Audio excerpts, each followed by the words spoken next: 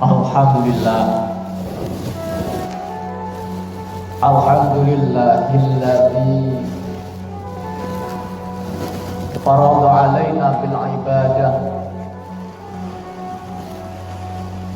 wa nawwir qulubana bit taufiqi wal hidayah wa syarha sudurana bi dzikrillahi wal muraqabah. Asyhadu an la ilaha illallah wahdahu la syarika lah wa asyhadu anna sayyidana Muhammadan abduhu wa rasuluh la nabiyya ba'da. Allahumma shalli wa sallim wa barik ala nuril mustafa sayyidi rasulillah Muhammad ibn Abdullah wala haula wala quwwata illa billah. Amma ba'du fa ya ayyuhal hadirun rahimakumullah. Usikum wa nafsi bi taqwallah wa ta'atihi la'allakum tuflihun. Faqad qala Allah ta'ala fi kitabil azizil karim wa huwa asdaqul qailin. Ya ayyuhalladzina amanu taqullaha haqqa tuqatih wa la tamutunna illa wa antum muslimun. Wa qala aidan fi ayatil ukhra kaifa takfuruna billahi wa kuntum amwatan fa ahyaakum thumma yumitukum thumma yuhyikum thumma ilaihi turja'un. Shadaqallahul azim. Hadirin jamaah salat Jumat yang dirahmati Allah Subhanahu wa taala. Di kesempatan yang penuh berkah pada saat ini, sejenak marilah kita bersama-sama membeningkan hati dan pikiran kita untuk kita hadapkan jiwa batin kita kepada Allah Rabbil Alamin. Sekaligus marilah kita bersama-sama mengupayakan diri untuk menjadi hamba Allah yang pandai-pandai mensyukuri akan nikmat Allah. Betapa tidak hal ini, karena telah banyak nikmat Allah yang telah diberikan kepada diri kita. Kalaulah kita mau menghitung-hitung nikmat Allah tersebut, maka kita tidak akan mampu menghitungnya. Dan ini ditantang oleh Allah. Wa in ta'udu ni'matallahi la tuhsuha. Hitung nikmat kepada Allah. Jika kamu mau menghitungnya, kamu tidak akan mampu menghitung. Hadirin yang dirahmati oleh Allah Subhanahu wa taala. Salah satu kenikmatan bagi kita kalau kita merasa orang yang beriman, mengaku seorang muslim, pada saat ini kita ditakdir oleh Allah bertemu dengan bulan yang penuh berkah, yaitu bulan Ramadan. Awwaluhu rahmatun wa usatuhu maghfiratun wa akhiruhu itqu minan nar. Ramadan ini 10 hari yang pertama Allah jadikan penuh dengan rahmat. 10 hari yang kedua Allah turunkan ampunan. Dan 10 hari yang ketiga Allah bebaskan orang-orang yang berpuasa dan beribadah di dalamnya nanti kelak di akhirat dari azab siksa api. Hadirin yang dirahmati oleh Allah Subhanahu wa taala. Namun demikian, ketika Ramadan datang ini, tidak semua orang yang mengaku iman, tidak semua orang yang mengaku Islam itu menyikapi dengan hati senang. Tidak semua. Makanya Allah panggil ya ayyuhalladzina amanu kutiba alaikumusiyam kama kutiba alal ladzina min qablikum la'allakum tattaqun. Hai orang-orang yang beriman,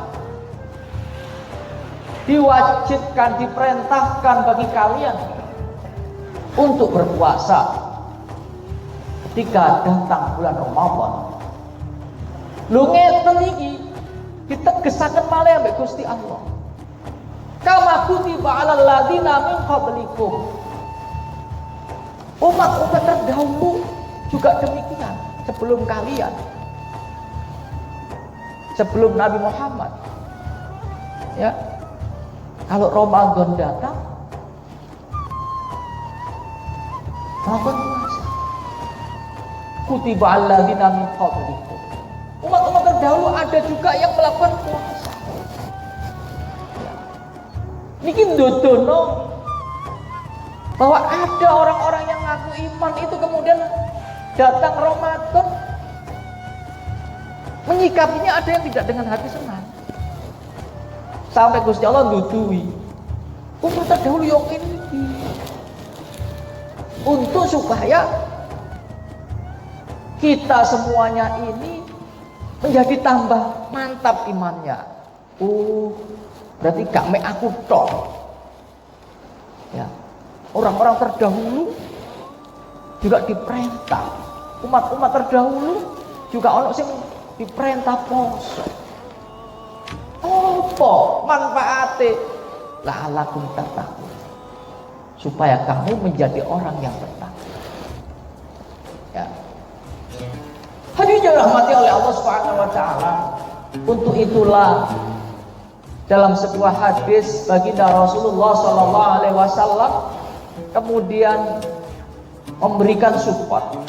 Man fariha bi dukhuli Ramadan haramallahu jasadahu 'ala niran. Barang siapa hatinya senang, hatinya tak senang, datangnya bulan Ramadan, hati ini senang, gembira. Iki duduno ono sing gak seneng nek kita mau menghayati ada kata-kata seperti itu. Ya.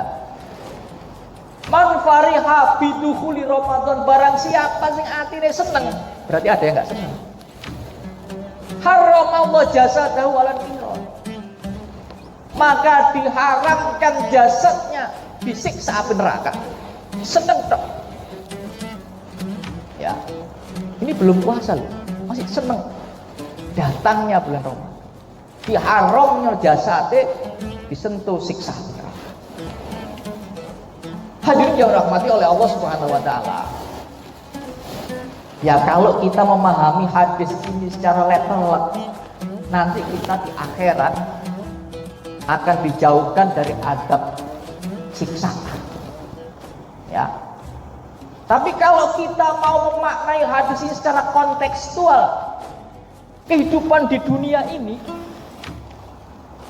orang itu kalau hatinya senang menyebabkan imunnya itu naik, daya tahan tubuhnya naik. Kalau daya tahan tubuhnya naik, maka dia akan sehat. Tapi kalau orang itu hatinya nggak senang, itu imunnya akan menurun. Wong iku nek atine mboten seneng, imunnya menurun, akan mudah rentan sakit. Dan ketika sakit, itulah yang namanya adab. Siksa, tersiksa dia kalau sakit. Kita bekerja, nek gak didasari dengan hati yang senang, itu akan menyakitkan juga. Sudah tersiksa dia. Di dunianya saja tersiksa. Kerja kok tersiksa. Ya, karena apa? Hatinya enggak.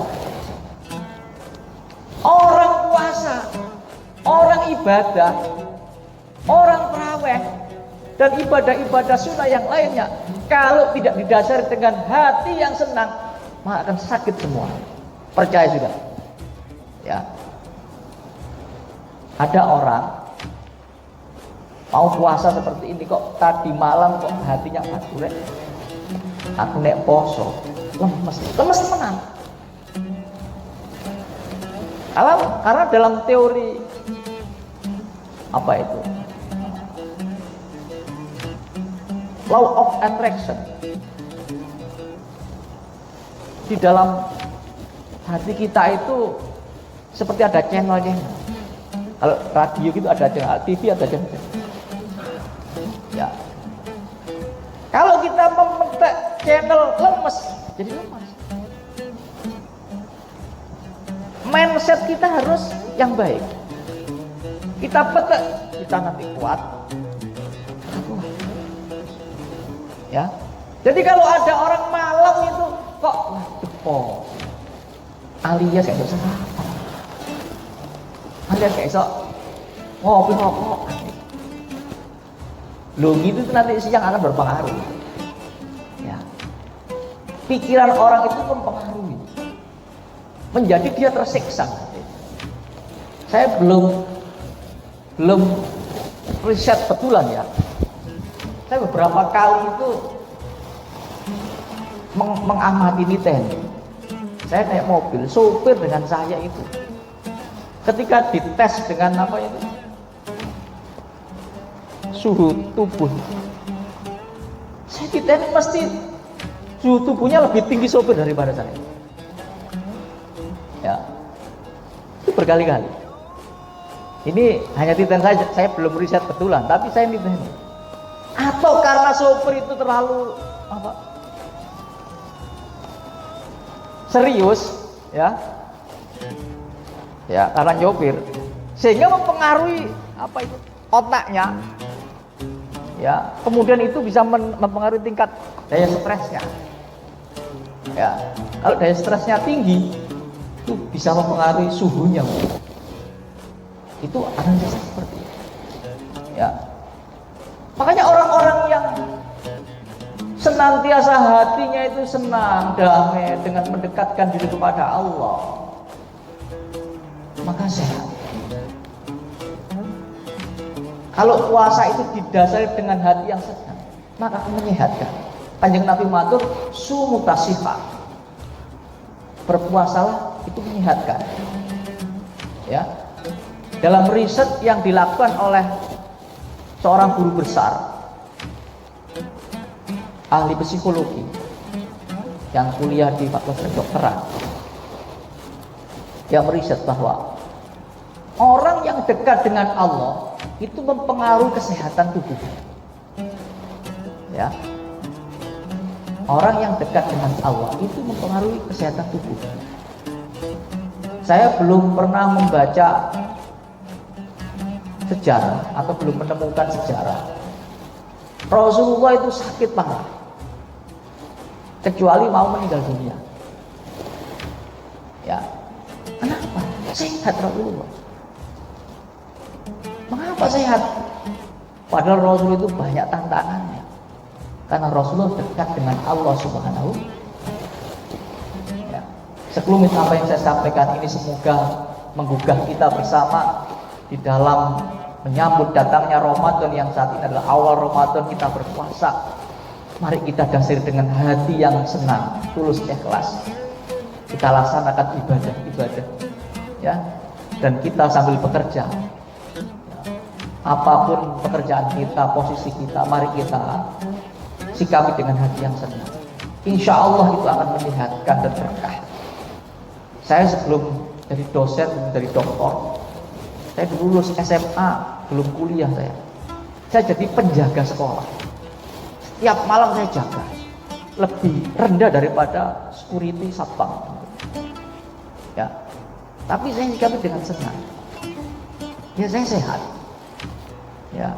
Setiap malam maghrib berangkat, subuh pulang. Setiap hari. Ya. Dan justru sehat. Dan saya sikapi dengan hati senang. Saya gunakan untuk mendekatkan diri kepada Allah. Justru kemudian Allah mengangkat derajat kita semua. Sekelumit itulah semoga cerita hidayah Allah Subhanahu wa taala. A'udzubillahi minasyaitonirrajim. Bismillahirrahmanirrahim. Wal 'ashri innal insana lafi khusrin illal ladzina amanu wa 'amilus sholihati wa tawassaw bil haqqi wa tawassaw bis sabr. Aku qouli hadza fastaghfirullahi wa atubu. Wassalamualaikum warahmatullahi wabarakatuh. Innallaha ghafurur rahim.